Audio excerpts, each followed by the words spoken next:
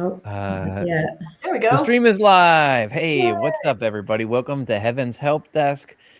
We have here our panel of helpers, and we hope to answer your questions. Let's take a look at the first one.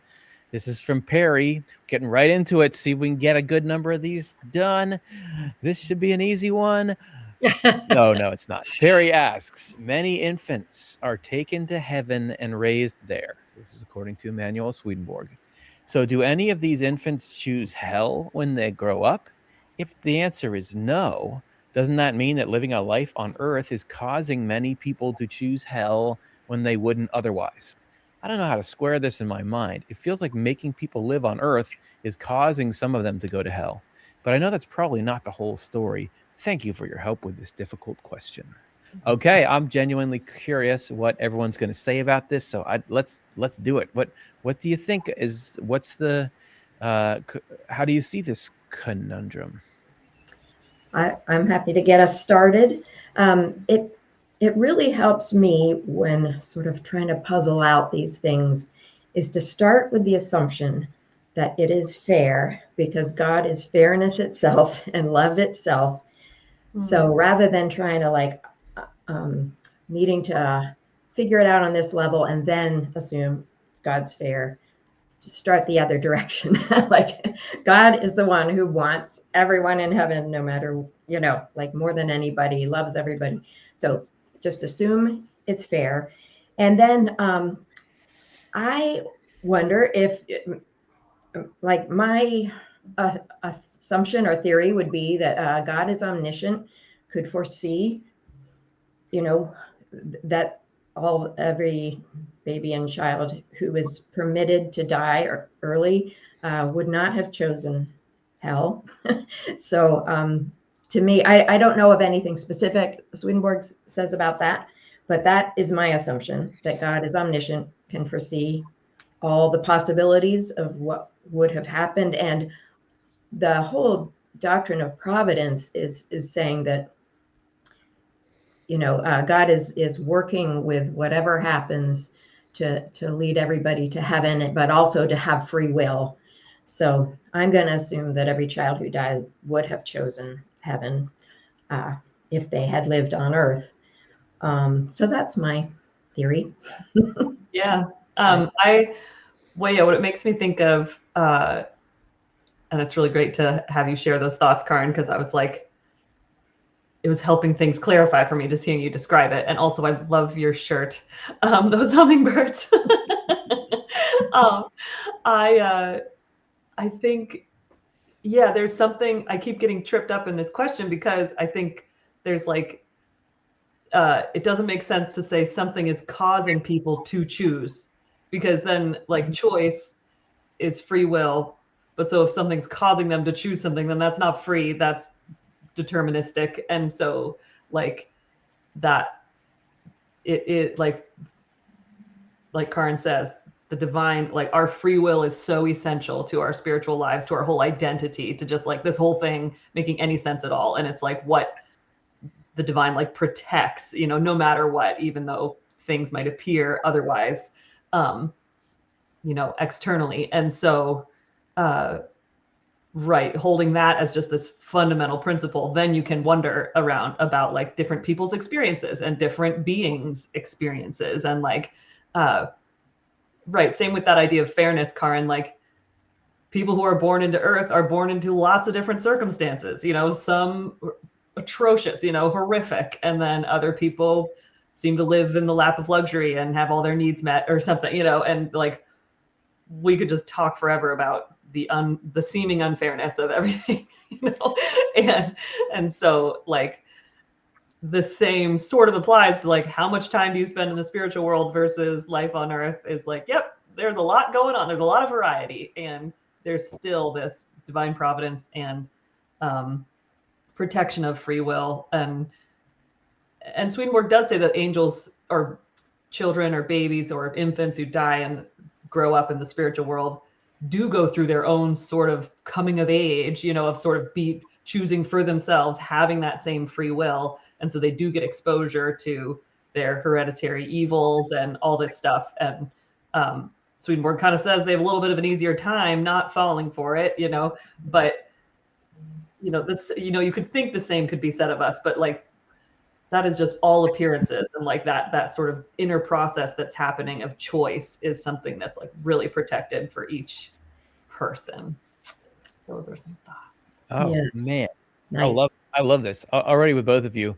I feel like there's like there's things that I've puzzled over this a little from time to time, and I'm already things that I'd never thought of are coming up. My first reaction was same to yours, Karin, that yeah, even though, as you mentioned, Chelsea, free will is so important. As everything in Swedenborg rests on that. He makes the claim at the same time, whether you feel like these can actually be compatible, that God, who's like the ultimate supercomputer and can predict what you're going to do, now foresees it, doesn't cause you to do it, but yet can still foresee it.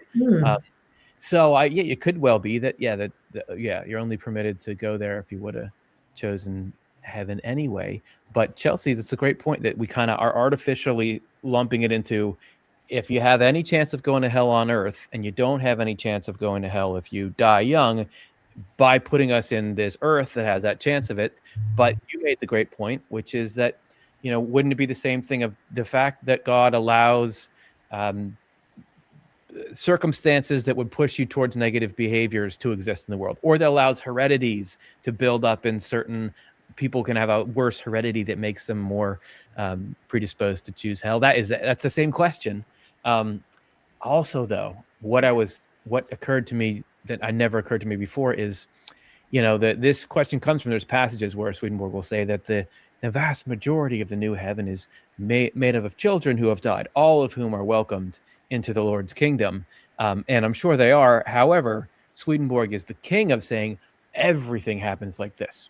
And when it happens like this, so we don't know if he means literally 100% of people choose heaven who have died young. It could well be that they don't all, and then everybody's in the same position they are here. So, but great thoughts, both of you. Cara, do you have anything you would like to add in? I had never thought about this question posed like that, though. I had wondered about, really, do those kids raised in heaven really have spiritual freedom? But I love Karin's reminder that it's got to be a good system, and our minds can't grasp it all the time. But it's got to be a good system. So hopefully we can just rest in that trust. Mm-hmm. Yeah, I'm getting like another thought too. That's like, when we are, you know, it's easy for us to think, because we're on Earth, that being on Earth is a big deal. But like spiritual reality is what's real, and like Swedenborg even says, like, our life begins when we cross over to the other side, in a way that this world is really just a launching off point. and so you think, like, he even says the whole process of regeneration is like, most of it really actually starts happening once you go to the other side, you know, like where there's free will, where, I don't know, it's just interesting. Sort of, it's important, the choices we make here, but like a lot of life is happening when we cross over, even if you're somebody who lived 80, 90 years on Earth. And then same with little children, just because children look innocent to us, you know, they're not. They're these little packages of thousands of generations of a mixed bag, you know, like a seriously mixed bag. And there's still processing that has to happen for them. So like nobody kind of gets a free ticket. Like the human sort of spiritual development process, we all experience that, whether or not, like it's not like that binary or something. Anyway. That's great. Yeah. I just want to add that Swedenborg does describe that every person who grows up in heaven is, I think one of you mentioned this in some way, but is let back into their hereditary evil to experience that. I had the impression that nobody would, because when you're in that world, it's so obvious, like how insane evil is. But you're right, Curtis. We don't know when Swedenborg says these things if there aren't exceptions. But still, like they are very aware. They're made very aware of hereditary tendencies and possibilities, and they still, have to be aware of that brings a humbleness, a gratitude, so that there isn't arrogance about like, I'm all good, and so It's like the Amish, Yeah. right? Where you grow up, I think it's Amish, that you grow up Amish, so you're not using technology, you're not doing the ways of the world, and then when you're like 18 or 19, you're supposed to go and live a modern Western life for a year or something, and then make your choice. Are you going to stay Amish, or are you going to go with those people? Let's get to the next question, but before we do, I want to say, Cara, your point that it is, or no, I guess it was Karin, quoted by Cara, that everything's fair. I feel like a good way for me to remember that is that God has more skin in the game than we do with everyone. So if there was like a judge who enforced certain laws in the county, let's say he's there and he's doing this judging, and then if a case came up and you saw this is his own daughter, you'd be like, dang, there's going to be a chance he's going to bend the laws for her, because he's going to have to lock up his own. That's the way it is for everybody with God, but like times a million. So it's like we could say like, hey, you're not being fair. You don't care that these people kind of get run over by the gears of the machine, but like those are his people. Like he has more to lose with those people than we do. So absolutely. okay. Hey, before we get to the next question, we have a link that you can use if you want to donate and support the not-for-profit Swedenborg Foundation that makes programming like this. Swedenborg.com/livegive. Your donation supports video programming like we're doing here, translation work, publishing work, events, and many other things that get this message out to the world. We couldn't do it without your support. So if you go there, it's like tax deductible if you're in the United States, and so on and so on. Question number 2. This is from David, who asks, in what ways do Swedenborg's teachings speak to modern spiritual seekers who feel disconnected from traditional religion? There's got to be some ways out there. Well, yeah, I mean, one that seems clear to me is just the sort of psychological description of who we are, what is our psyche, what are the influences on it. That seems to be appealing across a broad range of belief systems, right? Yeah. Mm-hmm. Yeah. It makes me think. I mean, yeah, we did the inflow retreat this last year at the Swedenborg Foundation, and we intend to do more like them. But that is like taking Swedenborg's ideas, but kind of making them really practical for your own like relationship with your inner experience, like whatever that. So there is a lot of overlap there, I think, between, I think even when I was talking with Jonathan one time, we, salvation and healing are actually like synonymous or something. Like, I forget how we got, like salvation sounds very religious. Healing is very like, modern spiritual seekers might be interested in that. And those are actually like the same thing. What were you going to say, Cara? Yeah. Yeah, the Latin word, salus. Okay. Is the same thing. Yeah. Thank you. And so that's like super cool. And I was thinking, Swedenborg, what I hear from people is that Swedenborg gives you all of this interesting spiritual, he's like observing his spiritual experiences and just like wanting to share it, and felt really, this call, this clarity of like his purpose in this world. And yet he's not like, and you'd better or else. He's always saying, think about it for yourself, see what try this on. This is what I experienced. It's like he's just has a very respectful, like, think about it for like you're on this journey with the divine, and I think that really appeals to modern spiritual seekers, or what I've heard, because then they feel like, oh, I can think about this, but this guy isn't telling me this is the only way, or it kind of like can feed into their wonder and journey of exploring life in this world and spiritual reality. Yeah. Yeah. So well said, both of you, touching on the psychology and the just spiritual experience, in a much more universal way. I love that Swedenborg's writings, even though he does use a lot of Christian language throughout it, it's said over and over that the spiritual path does not require an affiliation with a religion, an earthly religious organization. He says religion is of life. It's about how you live, just like being a decent person, trying not to harm people.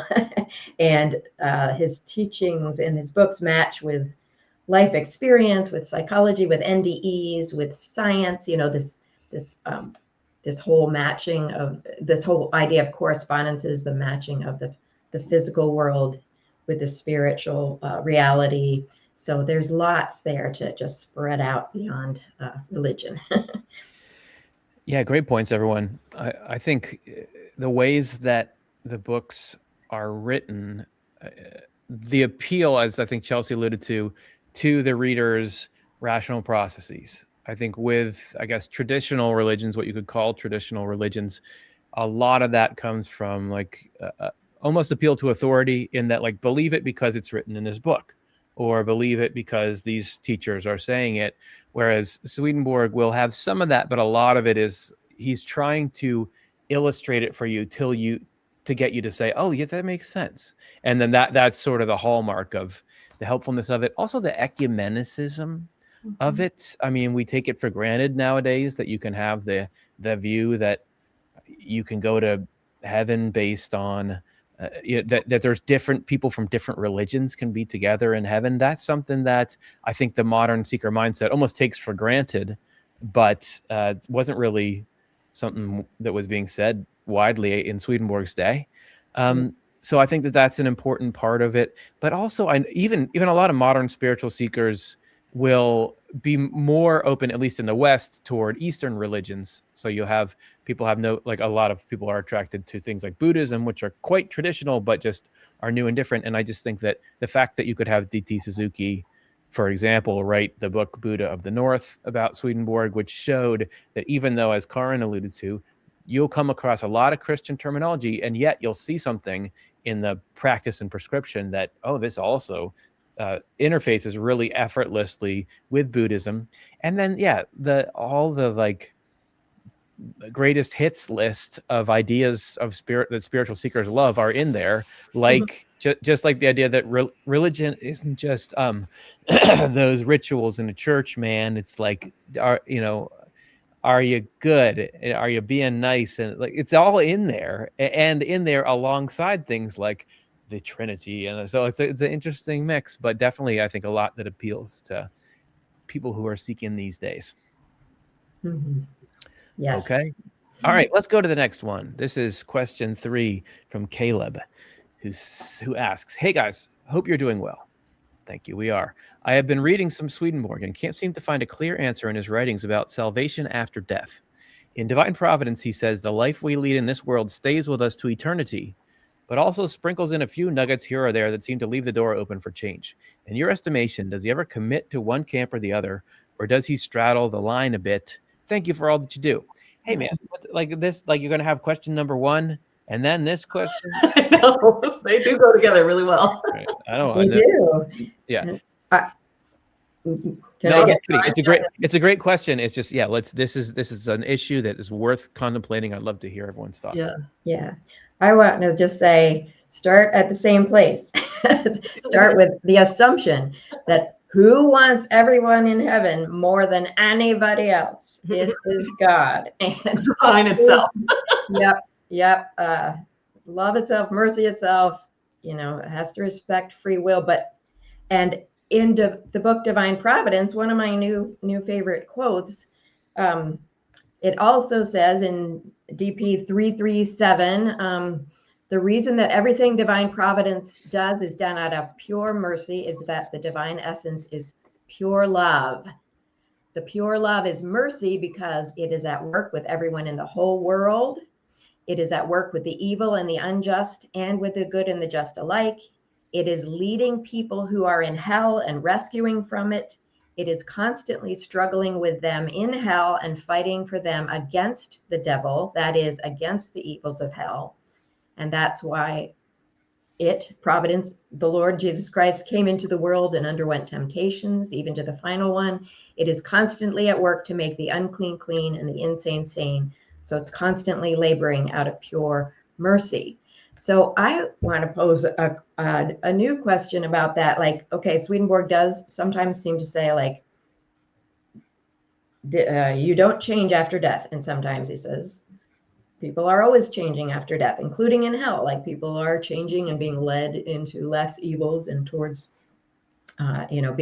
being tamed of their evils and towards a better place. So what doesn't change and what does change? And I just wonder if, people's nature doesn't change. Like, it's this balance between how we live our life is important, and always with the caveat, like, what did you know and realize and what did you not? Like, that's never attributed to you if you just didn't have a chance or didn't have the information, or were overwhelmed by things that you couldn't get past. So that's all, like, aside. But what in our freedom and what we do realize, it does make a difference. Like, this is an encouragement to use this life well. Just do your best to use this life well, because this is your free will. Like, you are, who do you want to be? Who do you want to be? So that is important. So I have so many thoughts running around. I'll try to say them and then leave it. There's a process called regeneration, where we are willing to give up our will and let the Lord's will be grafted onto us. That's the best, easiest way to get to heaven, But I wonder, like, if people opt out of that, I see indications in Swedenborg's writing that there are other processes that go on. It's if you refuse, you don't want God's will of, loving everybody and having goodwill towards everyone. There's still things going on in hell, and there's still a reducing of the evil. And because evil can't, it's just self-destructive. It burns out. So there still is a process. And does that process eventually lead to heaven, or does heaven over eons, or does hell over eons rise up in its character, if you see what I mean? There was something Jonathan's talked about the in the Bible. It says the moon will shine like the sun, and the sun will shine like seven times. Mm-hmm. Meaning they, like, after the judgments, levels of heaven got brighter, like they moved up. So does hell move up too? Is it a matter of people getting out of hell, or is it a matter of, like, hell is getting less evil over eons because less people are feeding it? A last thing I'll bring in. So I just want us to, like, wonder about, there's something that doesn't change. Do you have a nature that you hang on to? But can that nature improve? Mm-hmm. And does nature mean will? What does nature mean? You can't change your will, but maybe you're still, like, you chose not to just adopt the Lord's will willingly, but does something else happen that improves you?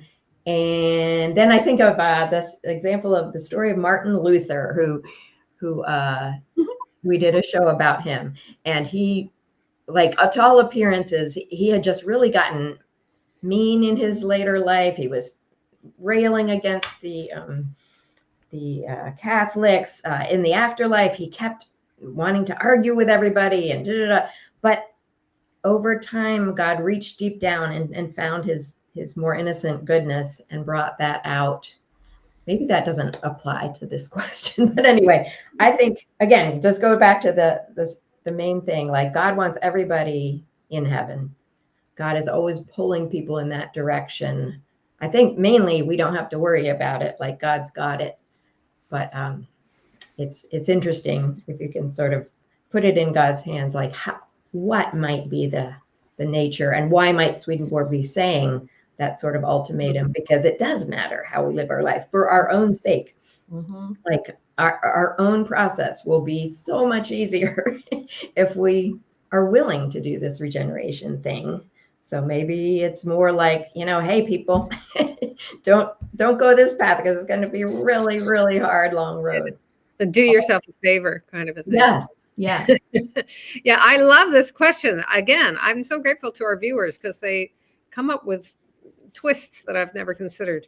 The thing that has really stuck with me is that Swedenborg says when we die, the concerns of this earth or all the earthly matters just sort of fall away.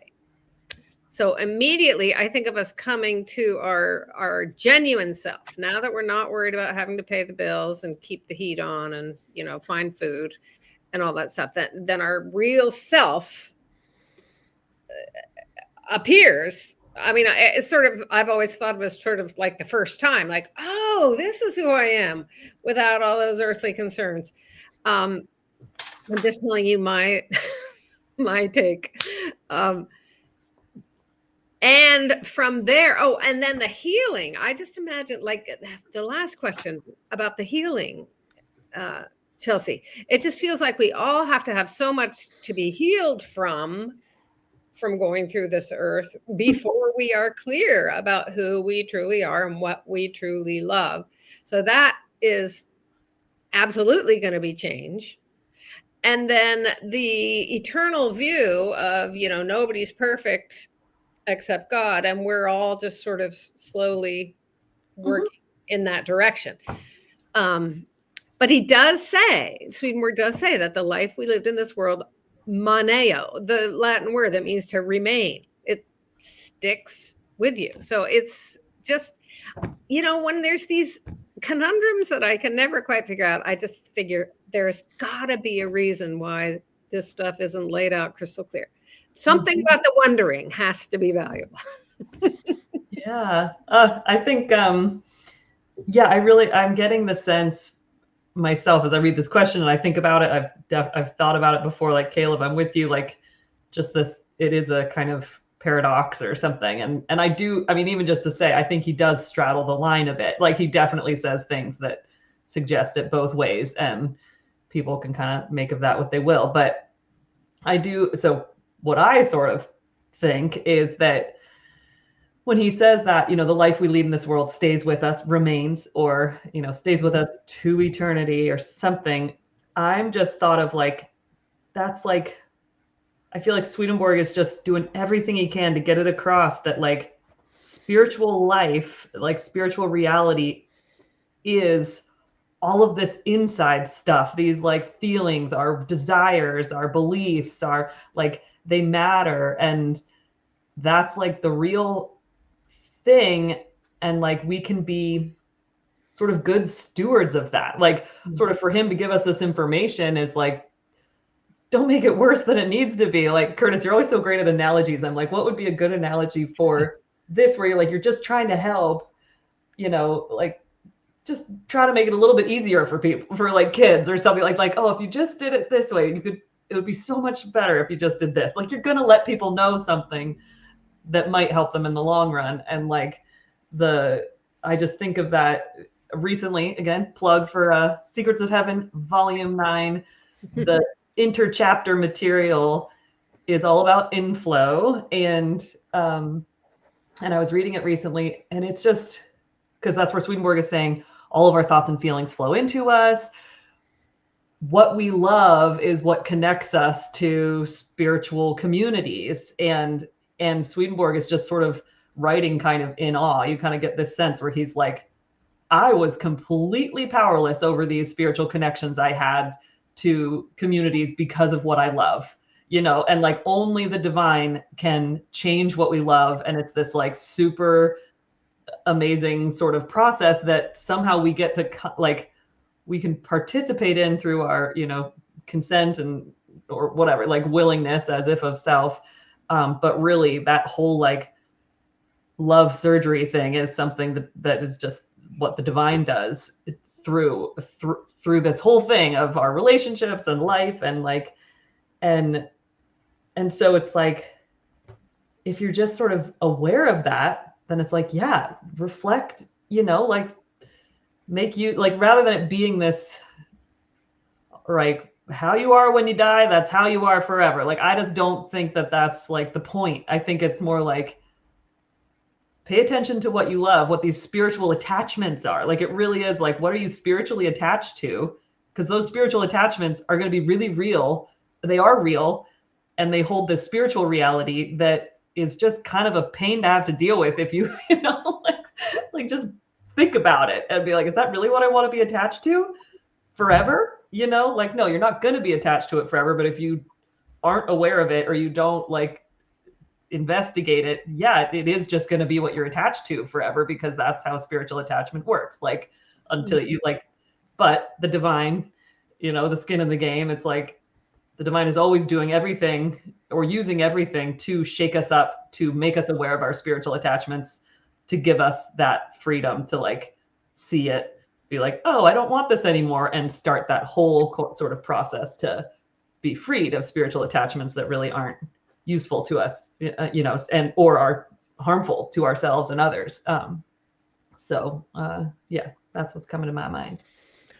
Excellent. I loved hearing everybody. I'll just add a quick couple of notes. You know, I don't know what book it was in, but it was a Swedenborg book where he was talking about, well, firstly he said the angels are in a situation where they're always being withheld from evil.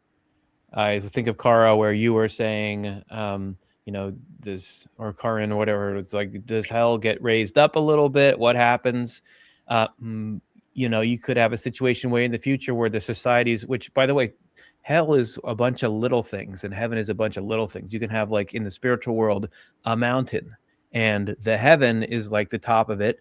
The middle heaven is the middle, and then there's a cave underneath that's the hell of that area. So it could be that, yeah, that somehow you have heaven is pulling hell up out of hell, and the people that were in hell get to live the life of heaven. But if the angels weren't there, they would fall back down. But that's the way it is with every angel all the time, is if God wasn't withholding them, they would fall back down. But also, we're talking about something that's so complicated with just we have very low precision and understanding. I guess I'll see if I still got it with the analogies, Chelsea, but like, what if we knew, like, what if we had never seen a leg or didn't know like but we know, like, if your leg gets chopped off, it can never grow back. And so then we think, like, yeah, I guess you can never walk again. But we don't understand, like, oh, there's such thing as prosthetics. And, like, there's actually people who did have to lose a limb who can run faster than you can run because they're using these things. Because there's this part in this book where he was talking about somebody can never have this will unless it's a gift from the Lord. And, like, implying that the Lord could stick something on top of you that you act through and use. It's like a technicality in a different way. So I think there's probably so much of that. I mean, if biology is the correspondence to the soul, like, everything with biology is, we don't understand it. We understand bits of it. It's so complicated, so hard for these supercomputers to model anything that's going on there. So it is with, like, if you were a 9-year-old trying to teach medical course to people, like, yes, if your heart stops working, do you die? Yes. Well, unless they put an artificial heart in, and then they can, like, there's so many things that can happen, and so many things that aren't as cut and dry. Wouldn't it be that so much more with the Spirit? Okay, so all that said, let's get a minute for a word from our sponsor. This week's show. Dun, dun, dun, dun. This week we're having an episode of Swedenborg and Life we've been talking about depth things here. This is the hidden warning. We're talking about the importance of spiritual life. Jesus's message within the famous parable of the young women with oil lamps and the wedding, and why does he tell that story? What's it supposed to mean? So in there you have a really interesting and differentiated explanation of how your life here, especially your attitude toward religion, affects your experience in the afterlife. So we go through that. Check it out, everyone. Let's go to the next question. This is from Sean Smith, who asks, I've been watching NDE videos, and lots of people talk about pre-birth memories, choosing to come here and looking at the life one might live, as well as possibly living multiple lives concurrently. Is it possible that Swedenborg was shown what would make sense to him and what was needed here at the time? Not the whole picture. Pre-birth memories does Swedenborg say they happened? I seem like the question sort of implies that he doesn't. And is it possible he had a partial picture of things? I definitely think the question part of that, of like, is it, was Swedenborg shown what would make sense to him and what was like needed? Like, absolutely. Like, and Swedenborg it's fun when he says, "Oh, the angels had more to say, but they said I just couldn't sort of take it, or like I couldn't, it wouldn't make sense to me, so they just, we had to leave it at that." Like, that's part of what I love about him, is that he's a very humble guy, it seems, like he's just willing to be wrong and ignorant, or just be like, this is the limit of my understanding.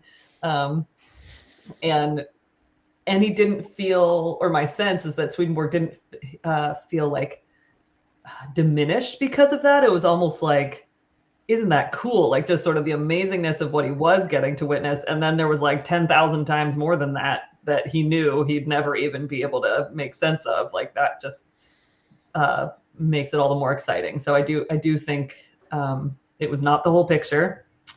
Nope. And but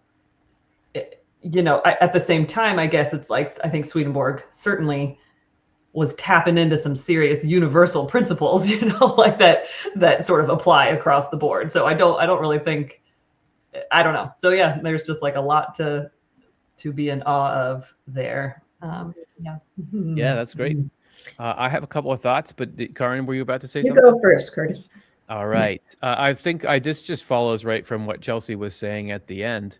I do think one function that Swedenborg has is he does have a lane that differentiates from a lot of other spiritual thought, particularly around things like, let's say, pre-birth memories. There's a lot of people who talk about that. Swedenborg doesn't talk about it, but also his view of the afterlife is so structured that it would be hard to just tack something like that on there without the structure falling apart. So, for example, like choosing to come here and looking at the life one might live, I guess there could be ways, but it's like he's I think really strongly indicates that the person is being formed while we're here.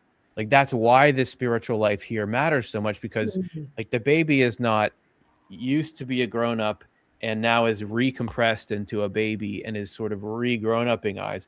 I think because he often makes the argument when he's talking about why can't you just turn an evil person good like that? He says, like, well, look at like an owl. You can't just turn an owl into a duck. Like, look at the structure. There's so much going on. I think he would have a similar objection to the idea of a fully formed mind, which to him is like a spirit that lives in the spiritual world, has its own structure. How would you, like, what would be the mechanics of repackaging, squishing that down to baby size? So I think I'm not saying that there's no chance or that he's got to be the one who's right, but I like that he puts that on the menu of a different way to look at, because the implications of, and I don't know, Sean, which one you're looking at, but there's a lot of people who will say, choosing the life we live here, we plan the life we live here. That it could be true, and there would be some good things about it, but it's just a very different perspective on the nature of life.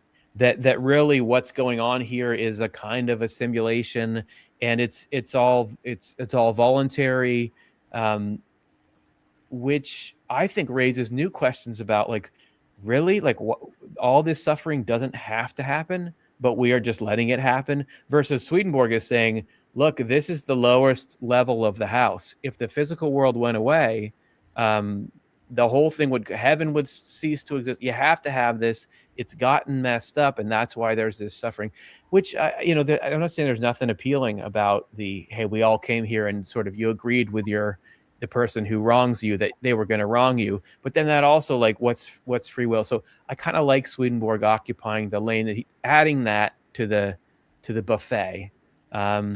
So yes, I do think that he doesn't see the whole picture, but I also think that there, as maybe you were alluding to, Chelsea, in Swedenborgian cosmology, there's so many of the key load-bearing pillars about reality there that it's not like there's infinite possibilities for what could be added onto it without it losing its coherence. And I think that's one of the reasons why people like to believe Swedenborg is because of his coherence.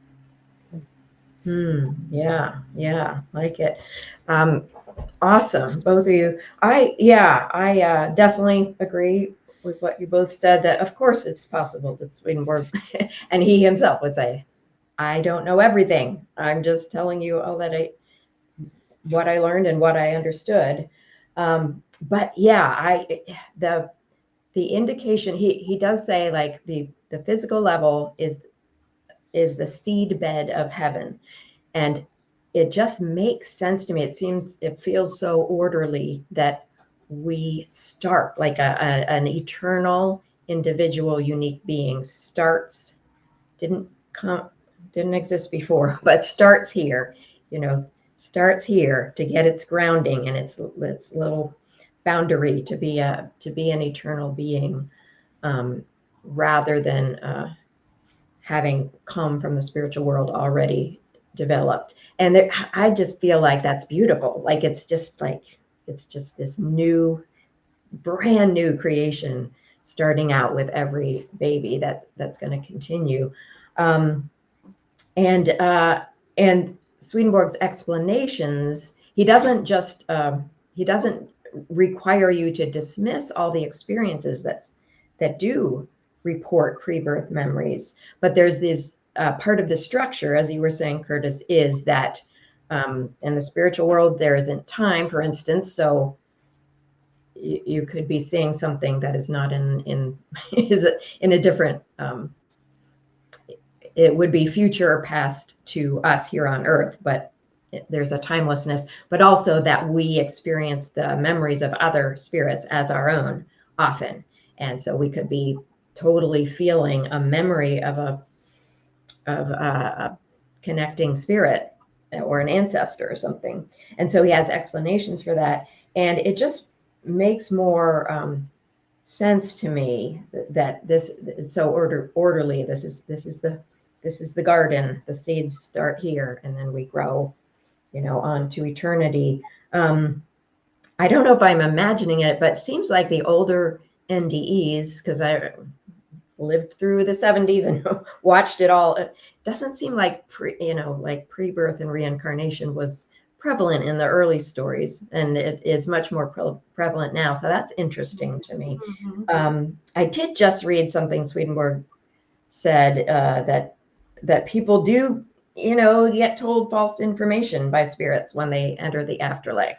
It happens. Like, it isn't necessarily truth just because you experienced it in a spiritual experience, because especially when we're just in that glimpse phase, there can be all sorts of misconceptions, or just reflecting back to us what makes sense to us.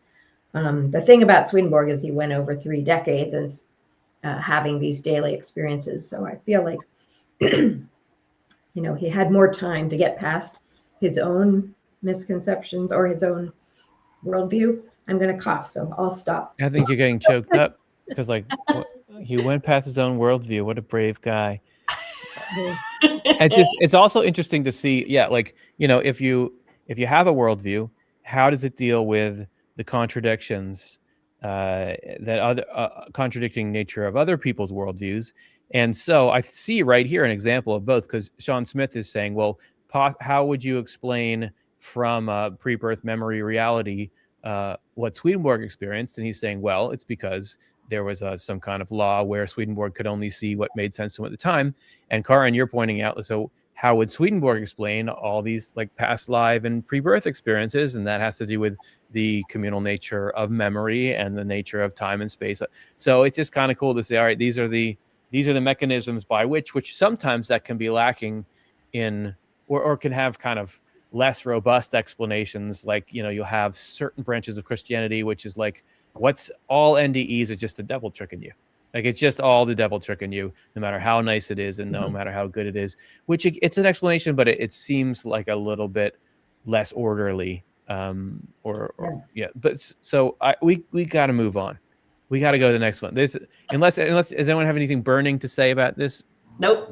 I feel like as the guy who's supposed to be moving us forward, I have only gotten, this is only the 5th question. This is going on my They've been permanent such good record. questions. Hey, they've been solid questions. And all of you have been saying such awesome things. So I think I'm willing to be judged on this. Like I'll take account for everything, you know, like this was worth it, you know. Everyone, and thank you everyone for putting in those awesome questions. Okay. This is question number 5 from Ebo Arcadia, who asks, how can Swedenborg's ideas about correspondences, uses, and the regeneration of the will guide concrete moral and institutional changes to the design and governance of digital and economic systems so they protect the vulnerable, promote human flourishing, and reduce harms that begin as inner loves but become global injustices? Good question. Yeah. And a simple one for us to sort out here.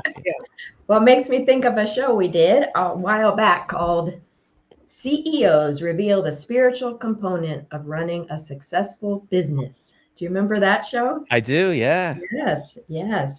And it was with Glenn Bostock and Carl Godlove. Yes, exactly. And those are, you know, Glenn Bostock grew up as a Swedenborgian, and so he very purposely is working to structure his business to match the grand human of heaven, you know, like a spiritual thing. But kind of 3 main points that I think address what you're talking about, Ebo, is for a business to be, you know, how could business be just a universally good thing in this world?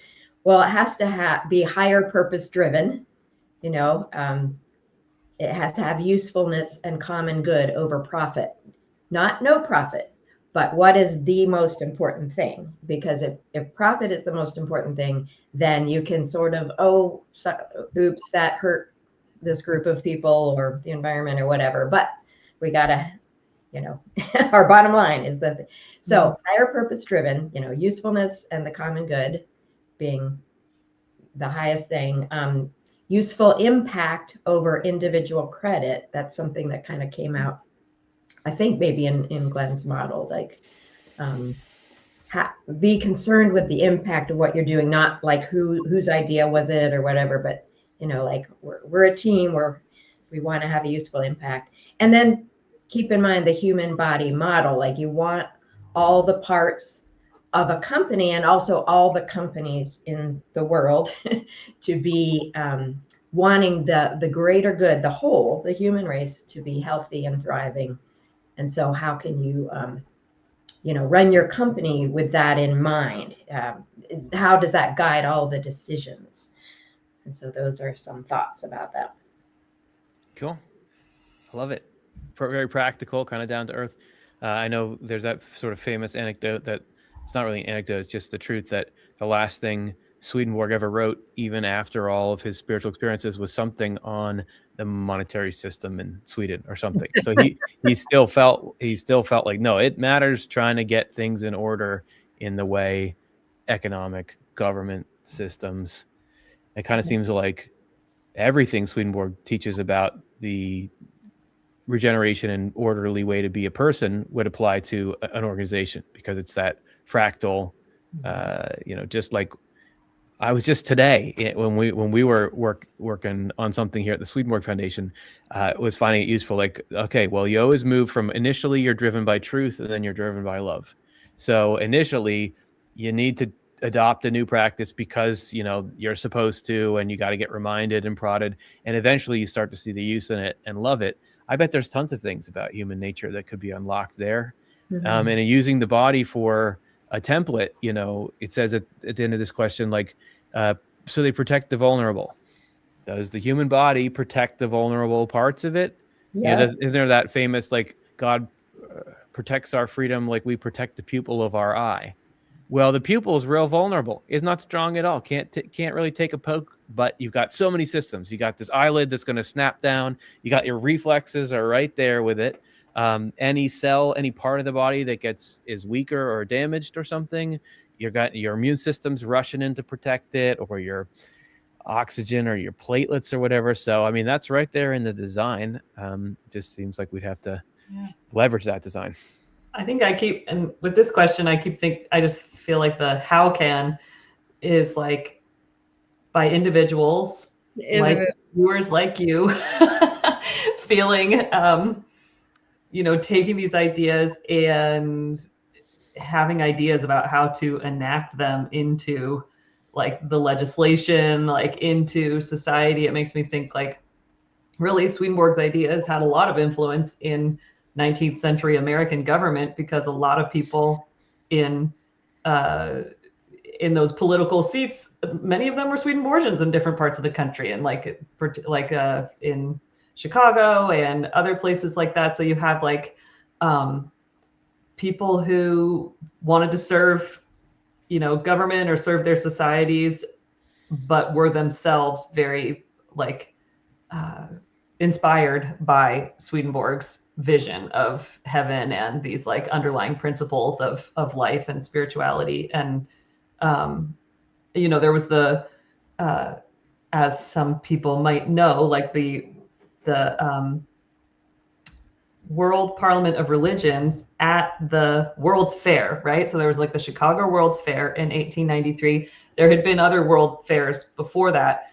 And this was like a 19th century industrial revolution, like come see all the amazing cool inventions, and sort of this cross-cultural, soup that would happen because people would travel from around the globe with all the, sort of the state of society at that time.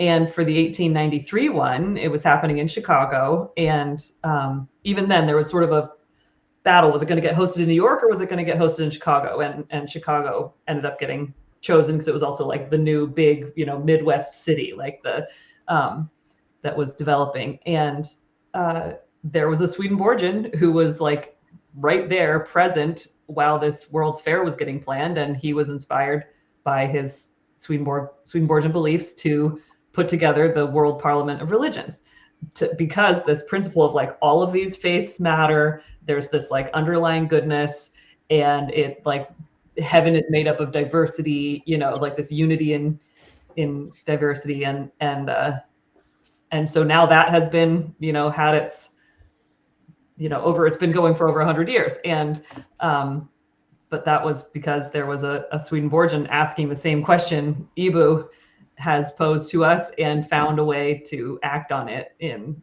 his immediate circle, and with the sort of a power and influence that he had. So I think like, yes, let's all answer this question in our lives. Yeah. We can all be a part. Yeah. You talking about that? Let me just rattle off a couple of things. So Helen Keller, famously devoted Swedenborgian, and had a lot of impact on the way that society is run to protect vulnerable people.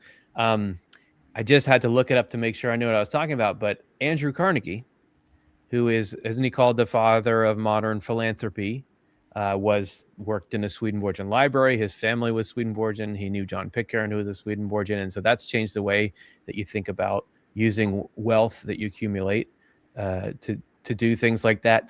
His name is escaping me, but there was somebody the third who was a key figure in American slavery abolition. He had released he was a slaveholder, but then after reading Swedenborg, set free all of his slaves, which is like the largest emancipation. This was pre-Civil War, obviously, but so that was important. And on. There's been plenty of people taking that, understanding the Swedenborg, and then from their perch where their natural mind understands the workings of this world, using that to do whatever they feel like is going to make the world a better place.